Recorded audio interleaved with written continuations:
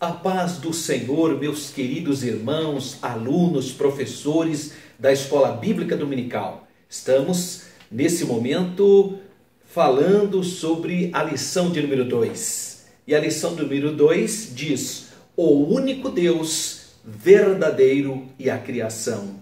Nosso textuário está em Marcos, capítulo 12, versículo 29, que diz: e Jesus, respondendo-lhe, o primeiro de todos os mandamentos é: ouve, Israel, o Senhor nosso Deus é o único Senhor. Essa expressão é o que nós chamamos do Shemar, basicamente o texto áureo da religião judaica. Em hebraico, Ismar Israel, Adonai Eloheinu, Adonai Echad.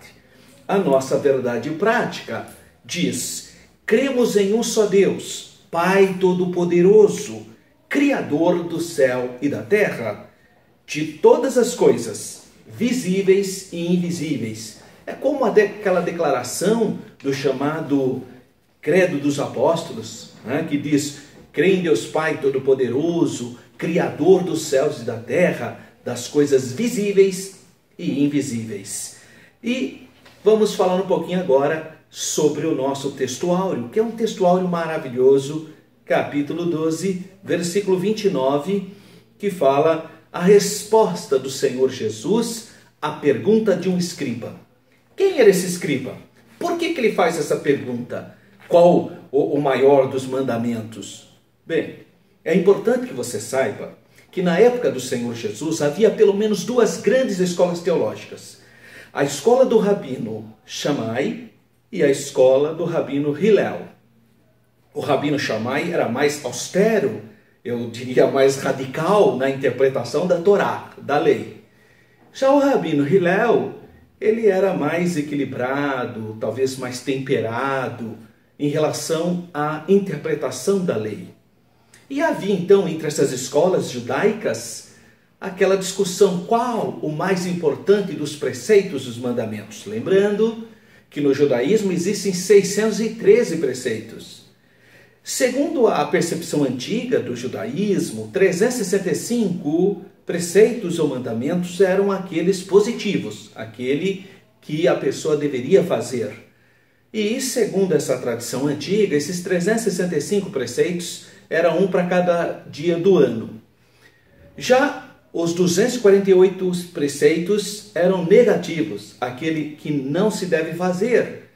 E segundo essa tradição antiga, correspondia para a época aos órgãos do corpo humano, perfazendo então 613 preceitos. Mas qual era o mais importante? Essa era a discussão entre as escolas. E esse escriba faz essa pergunta para o Senhor Jesus: qual o maior dos mandamentos? E o Senhor Jesus, nosso rabino, nosso mestre, nosso Machia, o Senhor Jesus dá uma resposta extraordinária.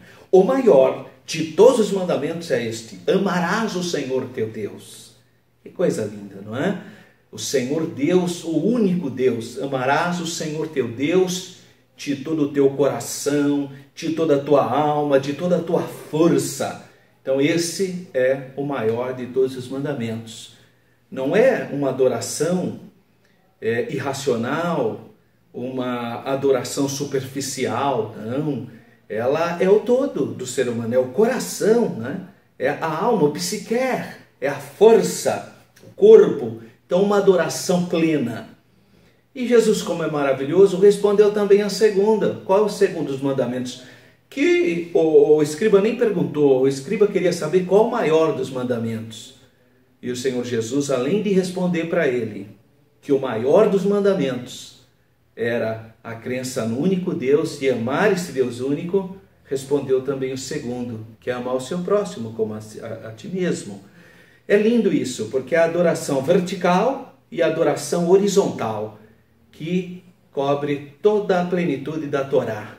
Então, uma resposta maravilhosa do Senhor Jesus, e até hoje ela deve ser viva no meu e no seu coração. Nós temos que amar o nosso Deus de todo o nosso coração, de toda a nossa alma, de toda a nossa força, toda a plenitude, do ser humano, então, amando, adorando, agradecendo esse Deus, Criador dos céus e da terra.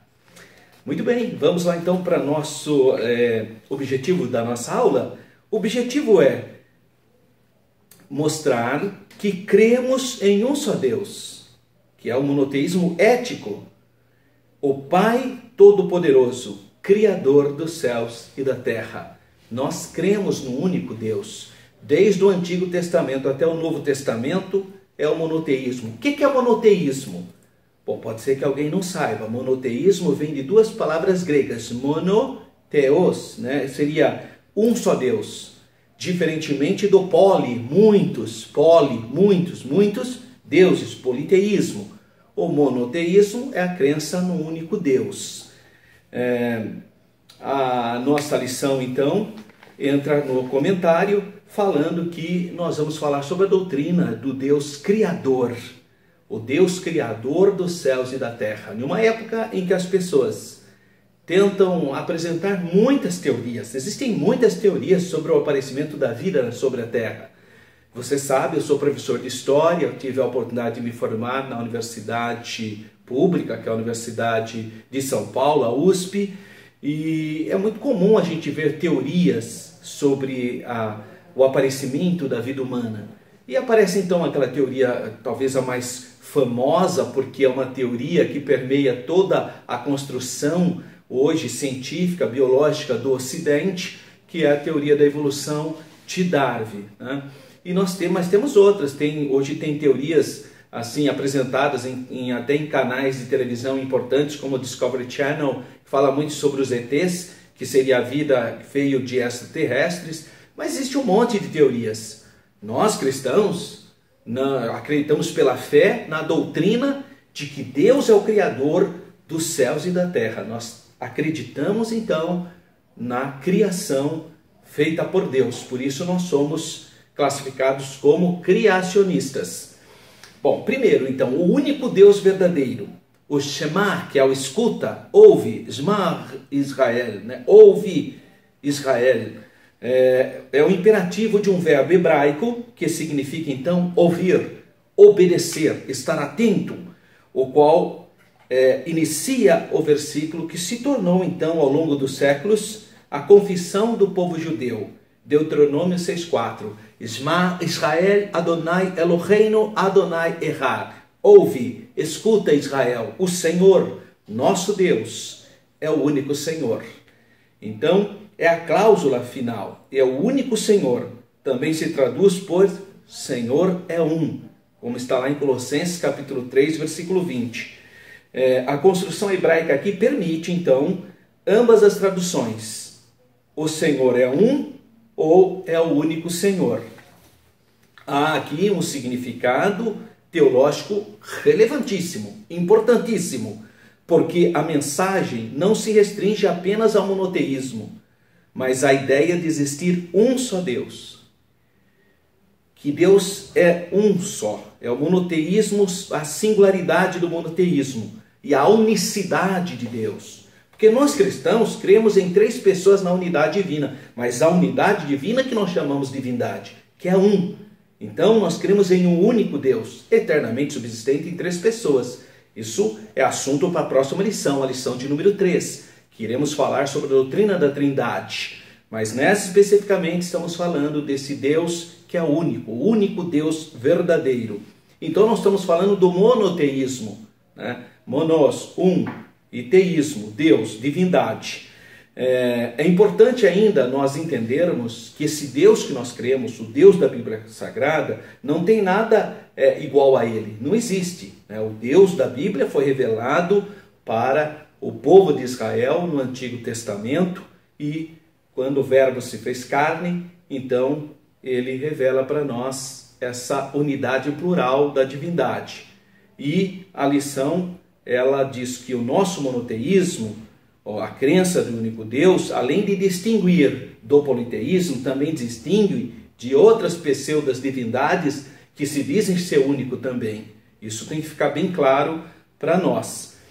O monoteísmo judaico-cristão, que é o item 3, Jesus não somente ratificou o monoteísmo judaico do Antigo Testamento, como também afirmou que o Deus Javé, ou Yahvé, o tetragrama divino, as 4 letras consonantais de um dos nomes específicos do Deus de Israel, mencionado em Deuteronômio capítulo 6, versículo 4, 6, especificamente o versículo 4, Isma Israel Adonai Eloheinu Adonai Echad, que é o grande textuário da religião judaica. Assim, o Deus de Israel é o mesmo Deus do cristianismo, é o nosso Deus. O apóstolo Paulo pregava para os judeus e para os gentios. O mesmo Deus revelado por Jesus, o Deus de nossos pais, de antemão te designou para que conheças a sua vontade e vejas aquele justo e ouças a voz da sua boca. Atos dos Apóstolos, capítulo 22, versículo 14. Síntese do tópico 1. Deus é único e verdadeiro. Nós temos aqui um subsídio teológico bastante interessante do grande teólogo pentecostal Stanley Horton, da teologia sistemática. Você pode ler com cuidado, nós temos também no nosso site escrito, você pode acompanhar outras informações, mas eu quero apresentar aqui agora um quadro de diferenças entre o cristianismo da Bíblia e o sistema do mundo. O cristianismo da Bíblia diz que existe um só Deus, Criador e Senhor. O mundo diz que não há Deus, não crê nisso. O cristianismo da Bíblia fala de verdades reveladas e, portanto, verdades absolutas. O mundo nega. Para o mundo não há verdade absoluta, mas há apenas relatividade. Os fundamentos da fé estão baseados na palavra de Deus, são fundamentos de fé. O mundo, seus fundamentos são filosóficos, são argumentações humanas. Para nós, então, há um Deus criador. Então, nós tendemos a olhar isso como chamado teocentrismo. Deus seria o centro, então, porque nós o adoramos. Mas o mundo vê mais como o antropocentrismo, sendo o homem sendo o centro de tudo. E assim, há uma série de diferenças, enquanto que os cristãos querem estar no centro da vontade de Deus, fazer a vontade de Deus, o mundo trabalha o seu hedonismo, ou seja, prazer por si só. Então, enquanto existe no cristianismo o amor, o ágape de Deus, o amor divino, no mundo você tem egoísmo, amor próprio, ou a si próprio. Enquanto que o amor do cristão é altruísta, ele faz o amor pelo amor, enquanto no mundo se faz por interesse. Então são muitas coisas diferentes entre a percepção do cristianismo e do não cristão. O item 2 da nossa lição irá abordar então criação versus evolução. Claro, o modelo criacionista é o que está na Bíblia, é o que nós cremos, que Deus criou. Você pode abrir a Bíblia no capítulo 1, os 31 versículos, fala da criação de Deus. E nós cremos conforme está revelado nas Sagradas Escrituras. Nós cremos na criação, na sua literalidade. Para nós aquilo não é símbolo não, porque tem cristãos que falam, não, aquilo lá é símbolo. Não, irmãos, Jesus falou da criação, Jesus fala que no princípio Deus criou o homem e diz, portanto, casará com a sua esposa e deixará seu pai e sua mãe. Quer dizer, Jesus fala da literalidade da criação. Paulo fala, por um homem entrou o pecado no mundo. Então, isso é uma doutrina, nós cremos que Deus criou os céus e a terra e criou o primeiro homem. Agora, o modelo evolucionista parte de uma premissa que parece ser, que é a ideia das mutações, ou seja, das seleções da espécie. E vai falar, então, é uma teoria que sustenta todo hoje o pensamento ocidental. É uma teoria e muito interessante do ponto de vista de análises. Darwin, que é o primeiro, que não é bem o primeiro, mas o que ficou estabelecido é a teoria dele das espécies, da seleção natural das espécies, o naturalismo.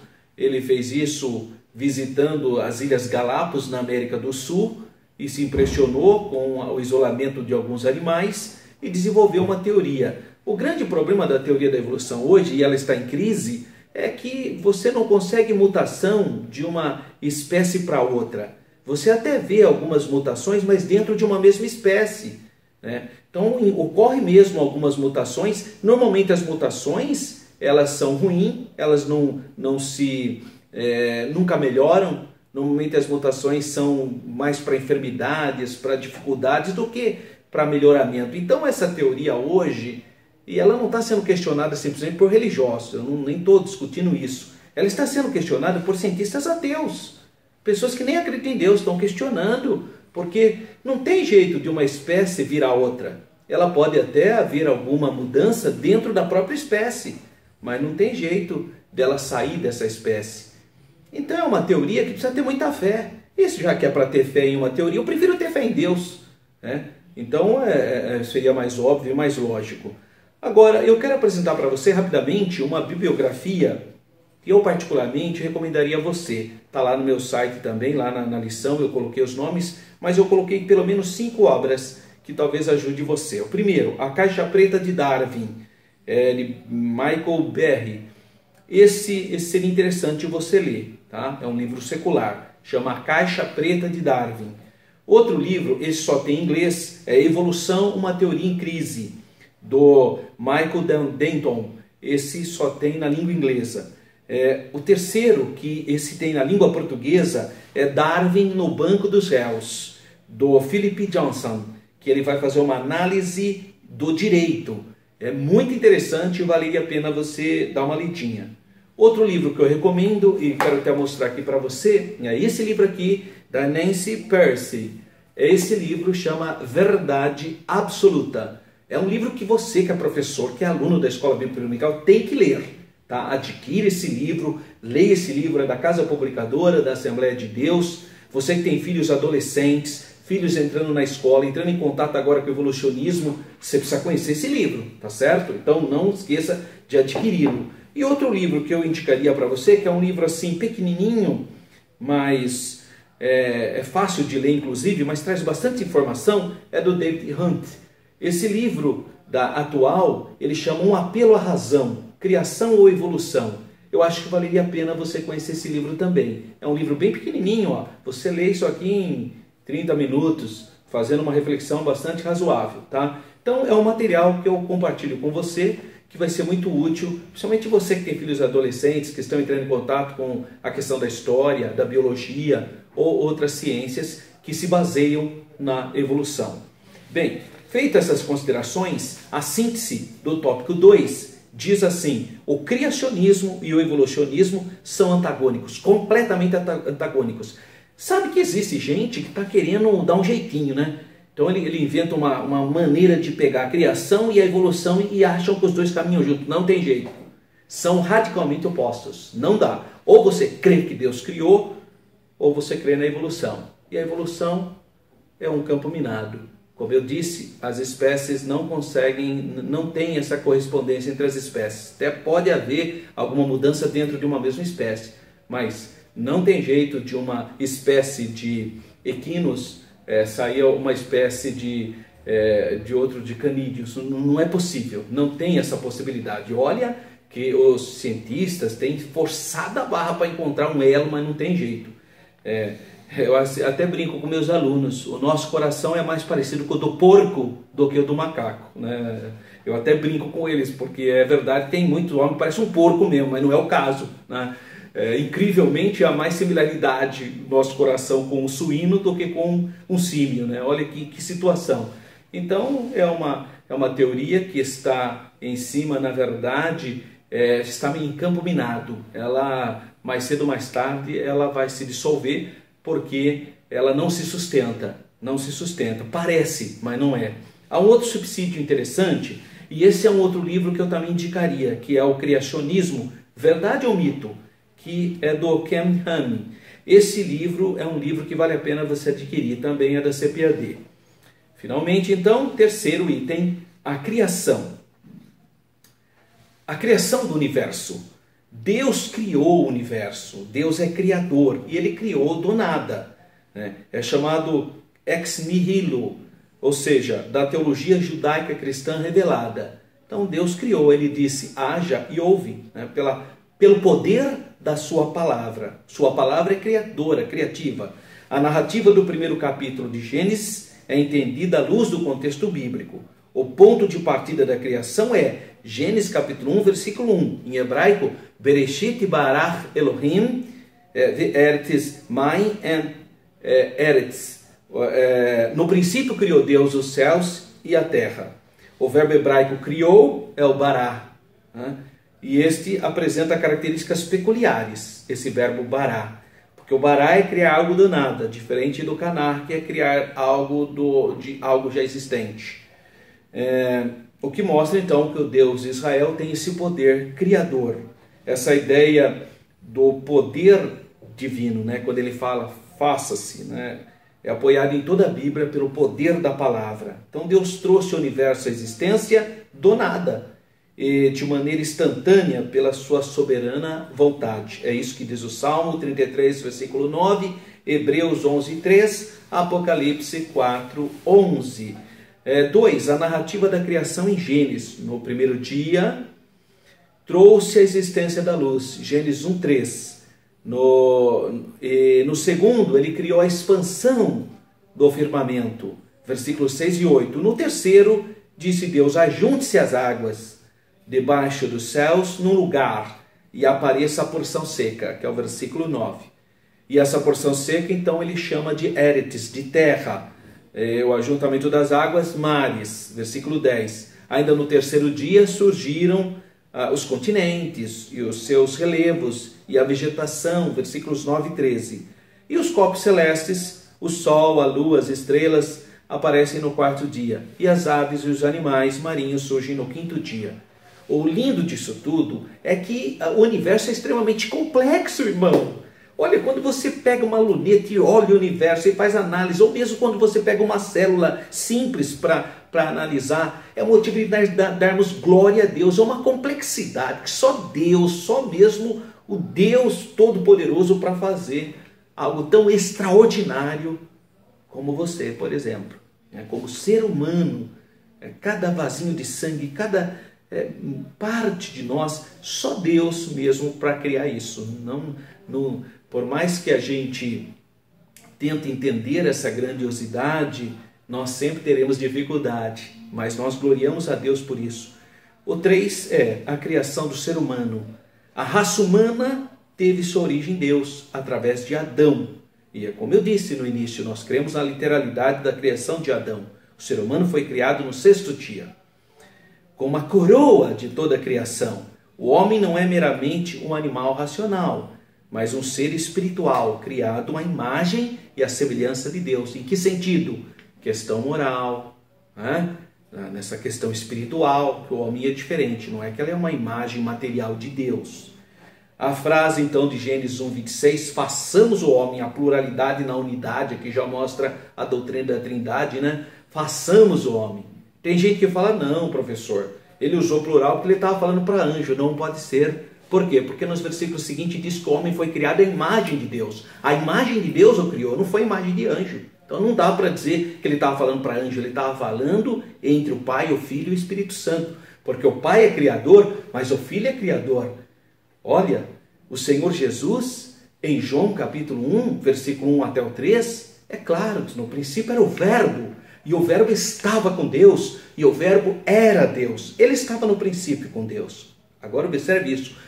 Todas as coisas foram criadas por Ele, e sem Ele, nada do que foi feito se fez. Então o Pai é criador, o Filho é criador, o Espírito Santo é criador, porque são três pessoas em uma unidade divina, um só Deus. Então, Deus é que criou o homem, o ser humano foi criado por Deus e se constitui então de macho e fêmea. Deus criou assim. Não é? Esse ser humano recebeu diretamente de Deus o sopro em suas narinas. Gênesis 2,7. Em outro lugar, a Bíblia revela que Deus o fez um pouco menor que os anjos.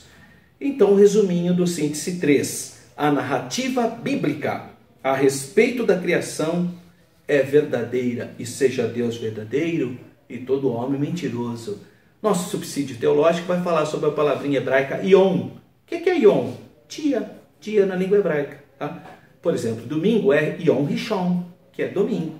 Né? Sábado, Yom é Sabat, Yom Sabat. E assim sucessivamente. Yom, então, significa dia. E a conclusão, então, que nós temos, além de você ter aqui uma informação sobre aquele livro que eu já falei para você, Criacionismo e Evolucionismo, não conheça mais, finalmente, então, nós chegamos à conclusão ou considerações finais sobre essa lição de número 2. Os ensinos inadequados sobre Deus, ensinos defeituosos, ensinamentos às vezes meramente humanos e filosóficos, não só acerca do Pai, mas acerca do Filho também, exigiram da igreja deste mundo, muito cedo, uma definição sobre o assunto, porque já começou uma série de questionamentos. Então surgiu o credo dos apóstolos: creme em Deus Pai Todo-Poderoso, né? Criador dos céus e da terra, das coisas visíveis e invisíveis. Os principais credos iniciam declarando que Deus é o Criador de todas as coisas, visíveis e invisíveis. Então trata-se de um resumo do que ensina a Bíblia, né? Desde Gênesis até o Apocalipse. Era uma resposta aos diversos conceitos equivocados, errôneos dos gnósticos sobre Deus. O contexto hoje exige uma resposta similar. Hoje nós vivemos uma sociedade contemporânea, moderna, e que as pessoas nos questionam. Eu mesmo sou extremamente questionado sobre isso como professor de história. Quantas vezes ia dar aula, estava lá o evolucionismo. O que eu dizia para os alunos? Eu vou explicar para você o que é o evolucionismo, mas também vou te explicar que existem outras teorias, existem outras explicações. Entre as outras explicações, existe a explicação do extraterrestre e existe a grande explicação também do criacionismo. A hora que terminava, o aluno perguntava: e o senhor acredita em quê? Eu falei: eu acredito no criacionismo. Eu acredito que Deus criou o homem à imagem e à semelhança. Eu poderia falar, qual é o problema? É o direito que eu tenho o direito de crer, como também os outros têm o direito de crer em outras coisas e a gente respeita. Então, hoje, nós temos que ter uma resposta, nós temos que ser definidos. Não precisa achar que você vai ser quadrado porque você fala que acredita que Deus criou os céus e a terra. Não, senhor, porque essas teorias do mundo são questionáveis, que essas teorias são suposições, elas parecem, elas têm um monte de escritos tentando defender, houve muita fraude, houve muita falsificação, então há toda uma discussão, isso hoje, sobre essas questões, sobre essas teorias. Ninguém é obrigado a crer que Deus criou, mas também não vai querer me impor a evolução, porque a evolução, ela está em crise, ela é questionada. Devemos estar então preparados para combater a indiferença religiosa e o ceticismo à nossa volta, que tanto tem contaminado as pessoas que estão ao nosso lado, né? Colegas, vizinhos, na escola principalmente, e em especial o jovem que está entrando agora na universidade, quem vai fazer ciências humanas, sociologia, ciência social, história, geografia, biologia, esses nossos irmãozinhos